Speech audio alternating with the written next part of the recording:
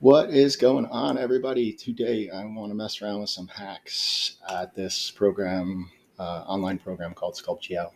Why does this say Canva up here? I'm in Sculpt GL. I'm looking for you guys to get into this website. If you do a web search for just Sculpt GL, it'll bring you to this actual address here, slash Sculpt GL slash. It's a really cool modeling program if you give it a chance. If you look at what goes on with, if you just take your first impression of this program, which is what you see. Oh, I just totally clicked on that by habit. Looking at the kinds of designs that you would find if you hit the web and just Sculpt GL in general, most of it ends up turning into stuff like this, like a single, like isolated model of something made out of the clay that you start with, something that looks like this, or you can add shapes. To take that to another level where you can really, something like this, you would start off with various different geometries stacked up. Like you'd start off with a cylinder for the body, a oval or like a donut shape around here, some cylinders that you can rotate out and stretch, and you don't just take this and drag it out. You give yourself a starting series of geometry or actual blocks and shapes and whatever it is that you need as a base for your design, and then go from there. And if you think about it that way, it becomes an entirely different software, which I'll get you there in a second. Added some alien looking stuff right there. But this is the conventional stuff that you generally see and what your mind would maybe automatically do. But this is actually a great example of the kinds of starting points that you give yourself before you go into any sort of detail. You don't, stretch a sphere into something like a body. You take a bunch of different geometries, pre-build it, and then stretch that into, definition is the style. So let's stop babbling about it that way. And this is a perfect example of an assembly of parts. You go into a scene and you can add things like a cube or whatever it is that you need. You just have to know to go into this transform tool at the bottom of the tool menu in order to have this control system come up where you can grab and move things. So here we go. You got a bunch of different stuff going on right now. In terms of just general navigation, I'm right clicking with my right mouse button or my ring finger to on my right hand, that is. Right clicking to orbit or tumble, this is called. My mouse is a little bit funny sometimes, and it's just not, I'm on a fabric surface and it's not moving around. Let's see if I can do this somewhere else. I don't know why sometimes it doesn't want to grab and move it. It might just be a slow web interface for me. But the idea is I'm rolling in and out with the mouse wheel, and then if I push down on it and click, I can grab and move things around the space. So this whole thing should move into place. But you could also center things up, usually by like where you're zooming into. So if I need to bring this up, I can there we go. Now it's grabbing and moving it. For some reason, it's just a bit glitchy. Sometimes it's actually this recording app that has click issues, interface problems. So let's not go there anymore. The arrows that you see here, there's a bunch of different things. These squares, I call them squares because the square on this end is going to stretch.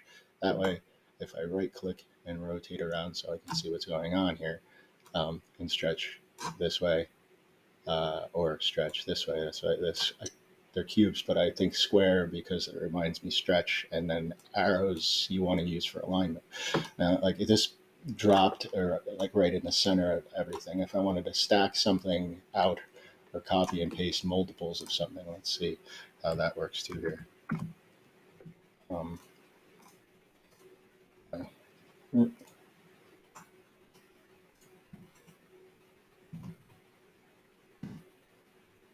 doesn't like copy and paste, but that's okay. We'll get there. The overall scenario here is you can grab this very center cube and you can push this anywhere in space, but you can move it at any angle in any direction. And that's very difficult to do when you're dealing with 3 degrees of movement in space and combinations. So to move things with the arrows and keep things aligned, like down a center point axis or something, or aligned specific, you have to look at things at different angles and keep things aligned. If you start moving, like once you go off in some abstract direction, and it's neat, it actually gives you like a trail to show you what's going on in space, but you're going kind of anywhere and everywhere, and there's no putting it back unless you undo Ctrl Z back into your positions. But like that's to pay attention to specific movements and orientation of things to keep things right how you want to design them. Here, I'll show you how I recreate this this thing that you see here. So you get it, add a taurus. That's what I started off with. I'll pull that over here. And then I took that taurus and I went like this, and I went like that. If you're once you're comfortable with knowing what's happening, depending on the arrow and direction you're going in, you can kind of do this stuff without reorienting. Meaning, like I know what's going on because I trust that I'm clicking the Z axis and it's going to go vertically. But until you're as aware of, you know, X, Y, and Z is my brain is, you can't necessarily just do things arbitrarily. I might move a little quick is all I'm saying, because I know exactly what's going on. I know which arrow is doing what, up, down, left, right, side to side, in reference to what I was looking at first here. Just it's practice. And then I'm going to Control Z and undo that. Your history, Z and Y, you have to keep remembering to do that and use that because it's most comfortable in a program like this to keep your fingers on Control Z and leave your hands resting on the keyboard, not on your phone or whatever else, but like where you can efficiently undo and redo and get very fast at testing different thoughts, different styles. The only way you really get good at stuff like this is if you're fast about it. So if I add a sphere, that's what I really need. I'm going to align this I'm going to pull it guaranteed into position because I'm using the arrow and not the center cube here. And then I'm going to smash it and stretch it. Whoop. See what just happened there is I clicked on one of these. I didn't get there yet. I'm going to hit Control Z because I need to. These arcs are these are going to rotate the object. So what I did was I accidentally clicked on that line, and if I clicked on any other one, it's going to rotate it in those directions, which is also awesome to know, but I did that by accident. What you need is patience to see the glow. See, I got to make sure I'm clicking the square to stretch, and I missed it because I was thinking about it something else. I'm not focused. But I mean, this program is very, very cool if you give it a minute to understand stuff like what I got going on here. And pull something like this upwards and test it and drop it into position and make sure it meshes the right way, exactly how you want it. You can really get some accurate design stuff done where you're not trying to, sculpt a nose. I mean, that's like just super hard for a lot of people like me. But something like this I can handle where I'm adding something like a cylinder. And this is where that whole lesson with those arcs will come in. Whoop. Again, I mean, rather than having to go up here and hit this every time, you have your fingers on Control Z and rest it there and you're good to go. Arrow. Whoa, I keep hitting the wrong one. I gotta click and select, and which the ones that are pink that are your selections, and then these will go dark, just as something that you may or may not see right away. Helpful, so you don't get upset like I just did. But I need to click on that part and grab it, and if I click on this red arc here, I can rotate it like I did that one there. Look at it and see if it's in the right place. Cruise over here, grab that one. And then shorten this thing down. It's I don't know. It's hard to see what you could turn simple shapes into until you start playing with them in some cases. So like, a cylinder, turning it in, like I didn't do that with this one over here, and I hadn't done it yet. But like you start to get some funny things. Now it looks like a pillow or whatever. you can get a lot out of some basic clusters of simple shapes. It's actually a lot of fun to do, provided you think about mapping out this kind of software in this kind of way. It's to very quickly be able to pattern things out. There's got to be a way to copy and paste, but I never really. There's got to be an object copy selection. Like it's not the same paste. Let's see what happens. Is it duplicated? It is. It's replicated. See, perfect. I don't know that there's a way to do patterns specifically, but if you can grasp that, because it's an internet-based thing, the copy Ctrl C, I guess, doesn't do it. Well, let's see, Ctrl C. I'm gonna test this out right now. Yeah, it doesn't do the same thing. You actually have to go into scene and copy. It's easier to remember because this is where you're going to add shapes, and now we're doing that. Versus what a lot of people just use this software for. You hit copy selection, it'll go gray, and then if you hit Ctrl V, it's going to paste it right over the top of it. But that's why I just tested this and did this in front of you. So you have to copy from the scene menu and paste with Ctrl V like conventionally. There's no right click on here because I have this screencasting software going, and it's preventing me from getting that to show you if there's a menu that'll pop up in the software. So I can't demo that specifically in front of you. However, making patterns of things and everything in general can go a long way in programs like this. I got to make sure I note this before I even get started, but the SGL or Sculpt GL save that you see right there is how you take and permanently hang on to. What it'll do is it'll download a copy of this file, and so you can re-import it and use it again. You have to make sure you just know where it's going in your documents so you can keep track of where this is saved on your computers. Or you can put it in, you can even drop this into a Google Drive so you don't just have it on the school network. You can put it into your cloud and hold on to it and then bring this online anywhere you have access. What you would do is you would hit, like, these are your import options. So after you would save your work and come back in next class kind of a situation, if you hit add SGL file, which is what you would be saving, if you save this thing as this, you're going to add one and bring this save file in and continue on. So you can, just because it's an internet app that doesn't have a save and log in online, you just have to hang on to this a different way. And it's actually really simple. And then the demo thing that I do with everybody in my classroom, just in starting something like this up and showing why it's so cool, is that here we go. I got to put in Makerbot print.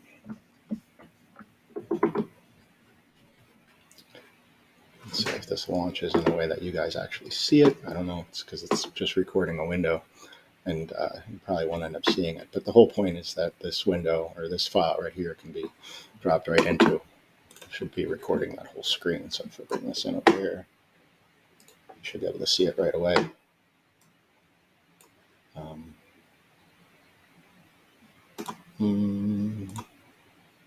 Interesting.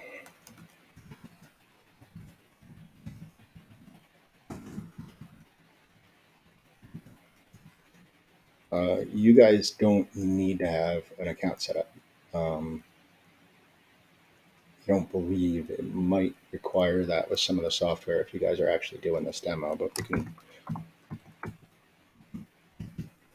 work that out. This is just for demonstration purposes for the 3D printer interface, but the right-clicking on the 3D interface, that's why these are neat systems to learn, because like the rotations and stuff in software like this, or like Onshape, or whatever other CAD program, you're right-clicking and dealing with managing the actual printer interface, the zooming and the controls and sliding. See, this program works fine with me pressing the mouse wheel down and dragging things around. But the tools are the same in a lot of these common applications like this. And then I could take the file that I just saved, provided this doesn't, this is STL file. This is still not prepared because I guess I don't have a printer selected. Add a printer. add an unconnected printer. I'll put in, I'll show you the sketch is the new print systems. They're smaller than what we've been using. So for my students specifically, I might as well demo that if you're actually hanging on to watching this video. There's something going on with the file, meaning unless this still isn't set up the right way, or if there's something else interfering. Sketch, it's offline, file, open, cancel, file, insert file.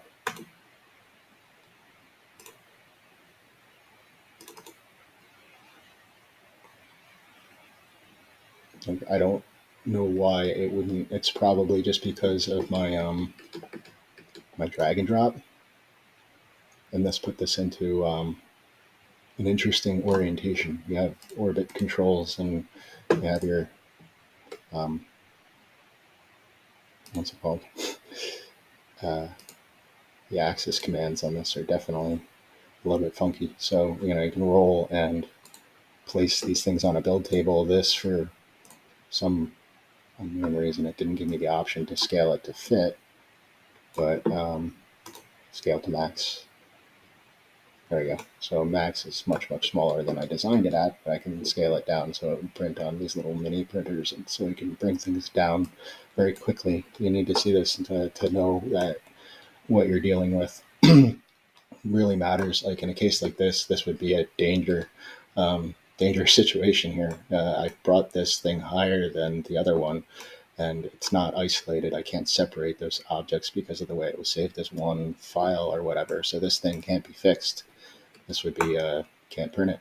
Just no, because what would happen is this would print, and then this would get up into the air, and it would start spewing plastic out after it was the table dropped. So this would be just all thrown plastic on. I mean, I've had this happen before where somebody misplaces a part, doesn't touch the platform, and then there's 7 other projects around it, and the one part that wasn't flattened to the table ends up shooting, it's like spaghetti all over the place. It looks like it just shoots plastic in the air once it goes to find this part, because it's a robot. You're programming it with this stuff. That's what's going on. You tell it what to do, it's going to listen. So if you make a mistake, you got to own it. There's no room for error in a situation like this. Like if it happens, sometimes it's not a problem. Sometimes it does damage, but you got to prevent as many mistakes as you possibly can when you're dealing with machinery, because you code it by doing what you're doing. This is a programming situation. You're telling a computer system to build something for you if you're 3D printing something like this. But again, talking about the commands and the zooms and the movements of things. When you learn something like this, it translates to, okay, now you know the same controls in the sculpting software online, 3D print controls, you name it. And now you've got a new program with a lot of other tools and 3D printability. Saving STLs, we're going to print to our machines here. Again, saving an SGL file is going to give you the ability to go back and open it up by adding an object and finding out wherever you saved it to. That's not it, and I'm not going to go there unless I go here, and I'd be able to launch this file and reopen it from anywhere as long as I had access to it. And again, you can take this file and you can drag it into your Google Docs or wherever you have it on a cloud, and then have it with you wherever you go if you're just figuring out random internet stuff and it's not your local computer. It can still work. It's great, provided you have the software experience. You can always look around and see what goes on with stuff like this. Again, I'm going to do, I'll save it. I'm going to put together another series of videos. That was enough for an intro. I don't need to make this any longer and scare people away from it. With that,